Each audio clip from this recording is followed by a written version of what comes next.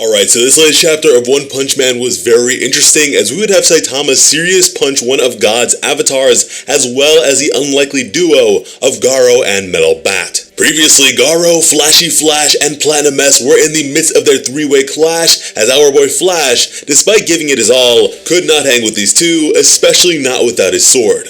And so eventually he was given a Flintstones nap with rocks for pillows. From there, Garou and Platinum S went head-to-head for a while there, before Garou would gain the upper hand and capitalize on a bloodied and enraged Platinum S, allowing himself to find an opening and obliterate his foe in what was most certainly a dazzling display.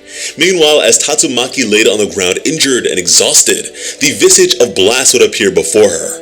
And thanks to these additional pages, we would get to see Tatsumaki wake up a bit and recognize Blast. Blast would commend her, but express that if she'd only just had a bit more power, she would have been able to handle all the enemies by her lonesome. And thanks to his training, he now has the ability to bestow power onto others. Extending his hand, he would offer her this power so that the two of them might take down all of her enemies. An odd expression, considering the first bit of wisdom Blast ever provided to Tatsumaki was something she essentially made her mantra all throughout her life, that when the time comes, she should not expect anyone to come save her. And so with that, she didn't trust this figure in the slightest, and would even question who exactly they were, then revealing to us a horrible blend between Blast and God that I'm sure the trypophobic fans out there are most definitely disturbed by. Now frustrated, the creature would leave as a real Blast would appear to take its place at the side of Tatsumaki. Here he would realize that she managed to resist the allure of God's proposal and was proud of how much she has grown. Now noticing and recognizing King, Blast would leave Tatsumaki in his care, as apparently he needed to provide backup. That's right, people, the #1 hero believed to be the strongest man in existence is somewhere out there playing support.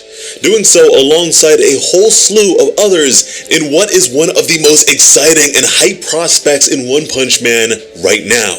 But once Blast was gone, suddenly a massive creature would emerge from underground. This was Sage Centipede, a creature of unknown disaster level that was even more terrifying than Elder Centipede, declaring itself the divine wrath of God alongside its compatriot, Evil Ocean Water. The two were here to punish those who defy their master, meanwhile Garou would be the very first to get a hit in. With this latest chapter titled Bad Boys, we'd open up to a shot of Garou and Metal Bat, along with the words, "Sorry, but I'm gonna win."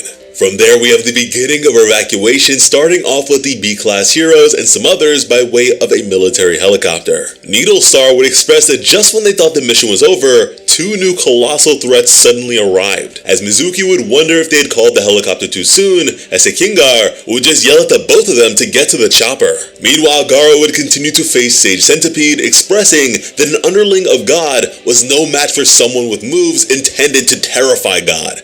And honestly, Centipede couldn't disagree, as Garou's hits most definitely hurt. But as Centipede recoiled, Garou would notice something in the distance. It was the very same helicopter. And it would seem as though Garou's sight is so impeccable that he was able to see Tadeo looking out the window with Waganma just behind him. A sight that brought a smile to Garou's face, as he was happy to see the kid safe and sound and getting out of harm's way. However, he would again have to focus on his opponent, as the creature's regenerative capabilities were insane and virtually instantaneous. But now knowing of the helicopter being in close proximity, Garou would decide to draw the creature's attention away from it. However, despite being a hulking monstrosity, the creature was not only sinister but intelligent, noticing the shift in Garou's attention. Then going on to say that if Garou moves even just an inch, it would have Evil Ocean Water destroy it in an instant. And so now, like a chivalrous hero, Garou would have his sentimentality challenged, as he would take a direct hit from the monster, followed by a deadly torrent of water from the other. This isn't the first time Tadeo's endangerment has placed Garou in a troublesome situation, but each and every time, Garou accepts the punishment in the stead of the young boy. This is also an instance of bullying, one might argue, as right now it is a 2-on-1 fight, which Garou absolutely hates. And as strong as Garou may be, these attacks most definitely dealt some unsavory damage, as Sage Centipede would now continue to taunt him. However, something else would draw the creature's attention, as some odd movements towards and into the water would occur. It was Saitama now running on top of the water. He'd leap up to the eyes of Evil Ocean Water, pull back, and deliver a serious punch, and in the process would part the sea. Sage Centipede was absolutely flabbergasted and at a loss for words. It would seem that the attacks of evil ocean water were getting on Saitama's nerves, and so he got rid of it.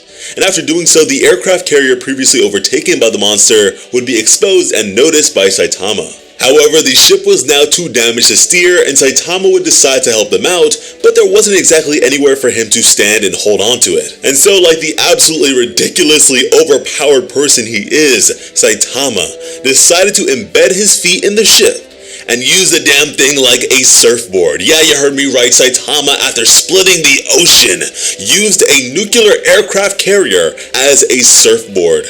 I love this series. Sage Centipede would recognize the death of his comrade and wonder what in the world just happened, wondering if this was some sort of tectonic movement of cataclysmic proportions. But this thing certainly did not have the luxury of investigation, as it would need to fear for its own life. Knowing Garou to be an issue without a way to blackmail him, Centipede would head straight for the helicopter, as Garou would now give chase. As just then, leaping from above, brimming with fighting spirit, it would be Metal Bat to clobber the face of this massive arthropod. However, the exterior of this monster proved too difficult for the hero to shatter, and so he would be disregarded in favor of its aforementioned pursuits. Now grounded, Metal Bat would arise and lock eyes with Garou and immediately recognize him on account of their previous fight. What was now a really long time ago, I mean that was years ago in terms of the publication of this series, and funny enough at the time of another centipede attack by way of Elder Centipede. And in recognition of these coincidences, Metal Bat would be enraged by the thought of Garou getting in his way of crushing a monster yet again. He'd swing and Garou would easily evade, saying that now was not the time, as he would continue to pursue Sage Centipede with Metal Bat following along. The two leapt onto the monster as Metal Bat was really giving Garou a nearful.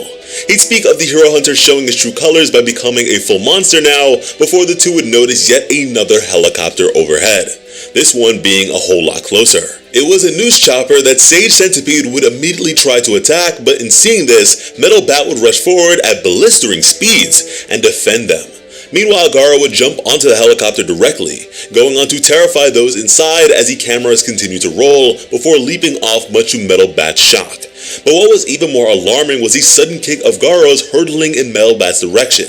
Bat would defend, but Garou wasn't aiming for him at all. Instead, he hit the monster directly, what ultimately resulted in a series of strikes all along its massive form. As the two made it back to the ground, they would stand back to back, readying themselves and looking like a proper duo here. Metal Bat would question Garou's actions, as he wasn't exactly behaving like a monster. In fact, he seemed to be closer to a good Samaritan as a monster than he ever was as a human. Garou would then put up a front by saying that it was just him seizing the opportunity to show off just how scary he can be to the public. And more importantly, he would tell Metal Bat about the other helicopter that was in danger.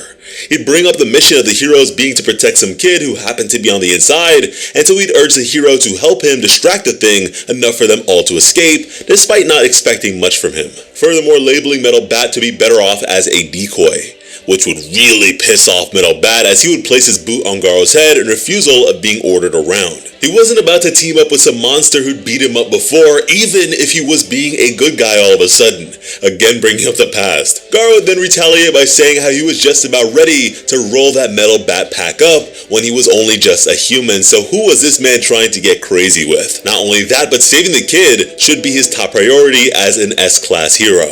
But as these two went back and forth yelling at one another, Sage Centipede would move to attack them, as they would knock him into next week together, telling it to shut up. From there, we would have the very newscast with Garou's face being front and center. The news anchor would question if the S-class heroes could handle this threat. With that, we would then see Suiko and Suiru. Suiko was visibly concerned due to this sight, but Suiru had a different outlook. The helicopter didn't crash despite making direct contact with the monster, and even more than that, he didn't feel any sort of killing intent from those visuals. Metal Bat and Garou are relatively similar characters in terms of personality. In fact, an extra comic I'm a big fan of is one where Metal Bat, while taking a stroll with his little sister, is alerted to two cats in a box flowing downstream. Metal Bat, being the hero that he is, immediately leaps in to save them. But when he gets to the box, Garou is there as well. The two immediately break out into a fight, but in the process still manage to save both animals. Metal Bat tossing the lighter one to his sister, and Garou hurling the darker one to Tadeo. It's a really charming and simple story that I feel exemplifies the core values of these two characters. I mean, Garou stopped fighting Metal Bat for his little sister's sake. He's really not a bad guy at his core. Even despite beating the brakes off of several heroes, the most he'll do is reserve them a stay at the hospital. And healthcare in Japan is pretty much free, so it's not really that bad when you think about it. Thank you all so much for watching and have an awesome day. I love you.